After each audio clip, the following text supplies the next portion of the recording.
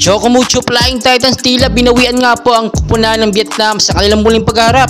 Well, first set ng game, nakakuha agad ng Chocomucho ang unang puntos at nakita natin dikitan talaga ang scores at ayaw magpatalo ng kupunan ng Vietnam. Naging kampante at naging relax lang ang Chocomucho, kaya naman less error sila, hindi po sila kinakabahan. Nakita nyo talaga, no, dikita ng score, pero pagdating ng katapusan ng first set, no, yung magtatapos ng set, ay nakita natin kung paano talaga hinandle na maayos ang Chocomucho ang laban nila kontra dito sa Vietnam. Maraming nagsasabi at talagang ako din naniniwala pang international talagang laruan ng Chocomucho Flying Titans, no. Si Rondina talaga hataw na hataw at nakita nyo naman kung paano talaga siya, yung pagtalon niya, apakalakas talaga, no. Magaganda din ang bigay ng set ni Dina Wong at tila nasa kondisyon ngayon ng Chocomucho team. Maganda ang pinapakita nila and hopefully nga talaga magtuloy-tuloy ito sa mga susunod na set at sa mga susunod na laban. Sa ngayon maganda, no, consistent, yan po talaga ang pinaka number one key, consistent sa paglaro at yung chemistry team, yan talagang pinaka dapat meron ng isang kupunan at nakita natin yan ngayon sa Chocomucho Flying Titans.